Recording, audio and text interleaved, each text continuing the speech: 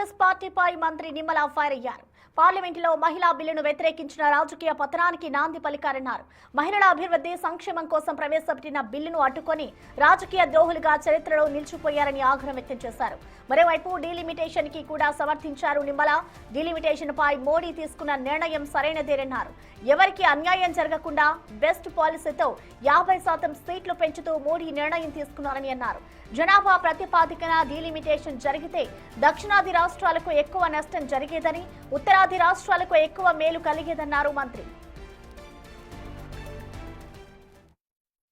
విధంగా మన రాష్ట్రంలో కూడా చంద్రబాబు నాయుడు గారు కూడా మరి యొక్క బిల్లు పట్ల ఈ యొక్క బిల్లు ద్వారా మహిళలకు న్యాయం జరుగుతుందనేటువంటి ఆలోచనతో ఈరోజు అక్కడ భారతీయ జనతా పార్టీ కానీ, ఇక్కడ తెలుగుదేశం పార్టీ కానీ, జనసేన పార్టీ కానీ పనిచేస్తే దానికి విరుద్ధంగా మరి యొక్క కాంగ్రెస్ వారి యొక్క మిత్రపక్షాలు ఈ యొక్క బిల్లుకు తూట్లు పొడిచి మరి దాన్ని కూడా ఒక పండుగగా, అంటే విపక్షాలు చేసేటువంటి రీతి ఎవరికి అర్థం కాని రీతిలో, ఎందుకంటే ఒక పక్కన డీలిమిటేషన్ బిల్ అంటూ ఉన్నారు, జనాభా ప్రాతిపదిక అంటూ ఉన్నారు. నిజంగా జనాభా ప్రాతిపదికన కనుక డీలిమిటేషన్ చేస్తే నష్టపోయేది దక్షిణాది రాష్ట్రాలే.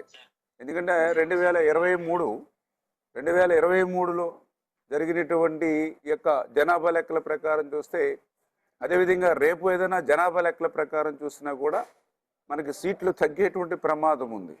అట్లా కాకుండా ఈరోజు నరేంద్ర మోడీ గారు నిజంగా బెస్ట్ చాయిస్ ఏదైతే ఇప్పుడు ఉన్నటువంటి సీట్లకి 50% సీట్లు పెంచి ఈరోజు డీలిమిటేషన్ అని అంటే ఎవ్వరికి ఎక్కడ ఇబ్బంది లేనిటువంటి పరిస్థితి. అంటే ఉదాహరణకి మన ఆంధ్రప్రదేశ్ రాష్ట్రం ఉంటే 25 సీట్లు ఉంటే అది 50% అంటే 38 సీట్లు అవుతుంది. అదే జనాభా ప్రాతిపదికన లెక్కేస్తే అది 28 అవుతాయో 30 అవుతాయో రేపు ఏ జనాభా లెక్కల ప్రకారం చూసుకుంటే ఆ రకంగా తగ్గేటువంటి పరిస్థితి. ఈవేళ ఆంధ్రప్రదేశే కాదు, తెలంగాణే కాదు, ఈవేళ కర్ణాటక, కేరళ అన్నీ కూడా జనాభా ప్రాతిపదికన తీసుకుంటే ఉత్తరాది రాష్ట్రాలకే మేలు జరుగుతుంది తప్ప దక్షిణాది రాష్ట్రాలకి ఎక్కడ కూడా మేలు జరగదు.